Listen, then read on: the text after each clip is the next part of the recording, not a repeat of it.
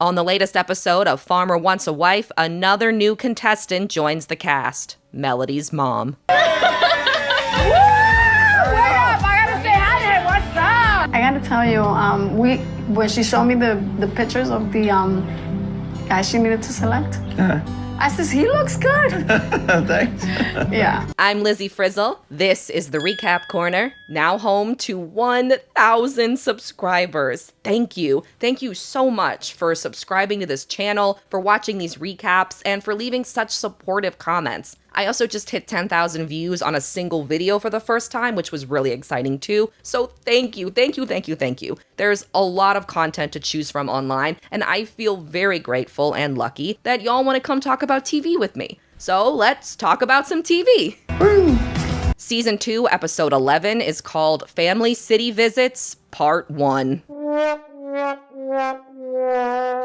In it, we see half of the farmers' meet and greets with their final 2 contestants' families. But first, it's the ladies' last day on the farms, and their last chance to snag a one-on-one chat with their farmer before he travels to their city. In Tennessee, Mitchell shares dating advice from his mom to find someone who brings out the best in him. He realizes that he feels like the best version of himself around Kate, his mom's favorite. What a coincidence! Mitchell also realizes new concerns about Sydney after learning that her longest relationship was when she dated her high school boyfriend for about a year. You haven't dated a man more than a year, or a boy?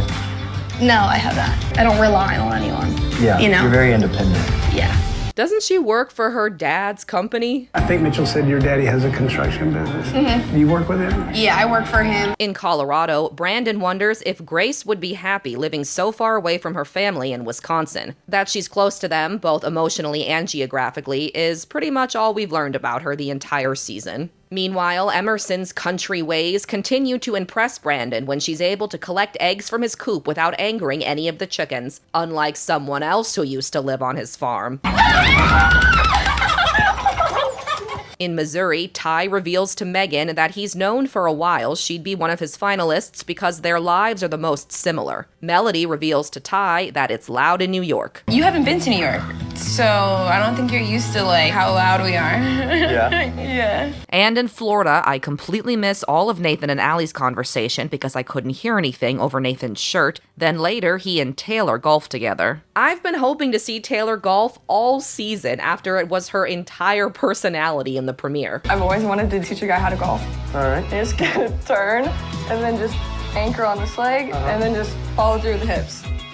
That was so cute. He was so open to it. But this is literally all the footage the editors included. To camera, Taylor shares that even though she likes Nathan, she's nervous to move to Florida because her life in Dallas is pretty great. Is the show establishing the reason she's going to eventually lose? Or is it grasping at straws trying to build suspense, since Taylor is Nathan's obvious frontrunner? He and Allie may be out of the friend zone, but they still haven't even kissed yet. The farmers hit the road en route to their finalists' hometowns. and head towards the bright lights of the big city. The first big city Brandon visits is Caledonia, Wisconsin, described as a sparse, suburban-feeling village when you Google it. Grace lives there with her family, and when I saw her parents' house, I quickly understood why she doesn't want to leave. Brandon meets her mom, dad, That's one hell of a belt buckle. Thank you. aunt, sister, and other sister. Over drinks, Brandon unleashes his most charming banter about remote living. Where I live, rush hour is 3:30 when everybody gets out of school, and it's about 15 cars. But shockingly, it doesn't help convince Grace's family that she'll be able to socialize in rural Colorado. They all like Brandon's personality, but not his isolated lifestyle. And is it even Brandon's personality that they like, or is it Grace's? Grace did say that you've been single for 5 years, so I'm just wondering, Is it was me? that I've never really dated long term, so Same. yeah. What do you think that, What do you think's wrong with you? No, I was not gonna ask what's wrong with you. I'm kidding.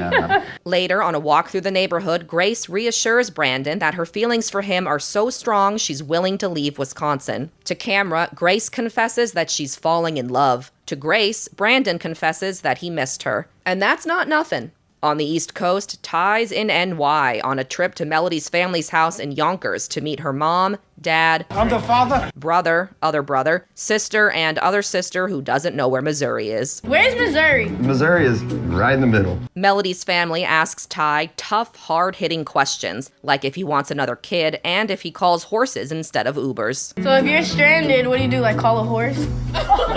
I need the buggy. The visit almost goes awry when Melody's mom, Becky, finds out about Ty's divorce. I take marriage very serious. I really wanted Melody to marry a person just like her that never been married. But he wins her over with his answers to her other questions and with jokes about her dismembering him. I know I've been a little, tough on you. I want, Melody to have the best life possible with this special guy, whoever he is. So do you think you are that special guy? I mean, we're here right now. I like that. What are you guys gonna do next, Melody? We're gonna go to the ice rink. No, actually, your mama cut off one of my toes back there. You can go ask that now. Still, Becky doubts that Melody will like living full-time on a farm, even though she's the one who encouraged her to apply for the show. You're gonna be in a farm, Melody, a farm. Mommy, you put me into this though. I certainly did. But once again, Becky is won over, this time by Melody, and because she's her daughter, it doesn't take much. I'm happy. If you like him, Melody, then I'm gonna back you up. Later, Melody shows Ty the ice skating rink where she trained as a kid. Ty skates well for someone who doesn't know how to skate, and Melody skates like someone who is able to travel the country as a competitive skater. Realizing just how much of Melody's life is tied to Yonkers, Ty wonders if he could bear to tear her away from it. Basically, Ty leaves New York with the same question about Melody that Brandon has about Grace when he leaves Wisconsin. Will she be able to move away from her family? One of Melody's family members just happens to be an ice rink. From one tri-state to another, Mitchell travels to Sweetwater, New Jersey, where all the women's names start with S. Hi, Susie, Sydney's mom. I'm Sage, nice to meet you. Pleasure. Hi, I'm Samantha. Oh, Nice to meet you. Samantha? yes. He's heading to Sydney's family's house to answer questions Interrogation, they call it in Jersey. and to enjoy a home-cooked meal. Mom, you didn't have to go all out like this. Who's the best mom? You. So rude of the editors to cut to a close-up of a bowl of lettuce while she compliments her mom's cooking. Mitchell meets Sydney's mom, dad, What's up, Michael? Oh, Mitchell, how you doing? sister, sheep, and other sheep. The sheep, do they meander just through the yard? That's awesome. At dinner, her family explains that Sydney hasn't dated much because she's never been around guys she wanted to date. And Mitchell explains that his past relationships haven't worked because his exes weren't rustic enough. Later, Sydney's dad Chuck talks to Mitchell one-on-one and stresses just how much he loves his children while standing under large portraits of them. Listen, Sydney, she's the most important thing in my life. All my kids. Chuck worries that if Sydney moves to Tennessee, it'll affect a hunting trip they planned for next year. But he feels better after Mitchell invites him to deer hunt on the farm whenever he wants. There's a room for you to stay. You don't have to worry about getting a hotel or nothing like that. At the end of the visit, Sydney's family gives Mitchell a glowing review, sheep included. I think they like you. To celebrate, Mitchell and Sydney kiss behind his cowboy hat. In Tucson, Arizona, at a restaurant with beautiful mountain views, Nathan meets Allie's mom, dad, and best friend Chloe. Not to be confused with Nathan himself, who Allie also calls her best friend. And it wasn't hard to become best friends with Nathan. And why is that?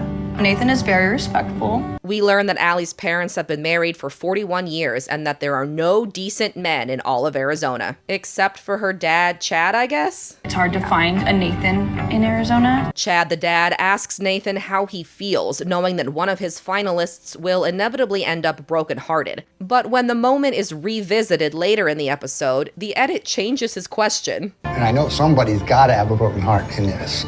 Huh? How do you actually feel about that?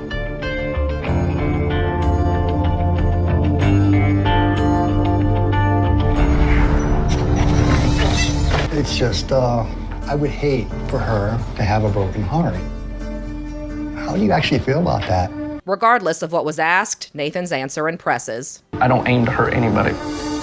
I'll say one thing, you have some good answers. Later, Nathan and Allie talk again about how it took them a while to develop more than a friendship. I didn't know if we could ever kind of get past that friendship. Yeah, I think it was slower for us. Then Allie says the most romantic thing ever uttered in dating show history. I would move to Florida for you. Will Allie move to Florida or will she lose to Taylor? Will Brandon or Ty decide to rip Grace or Melody away from their hometowns? And will Melody's mom be right about Megan's family? The other family? Boring. We don't know yet. To find out, come back next week for another Farmer Wants a Wife recap. Thanks for watching. In the meantime, if you're so inclined, please like and subscribe. Thanks again. See you next week. Bye.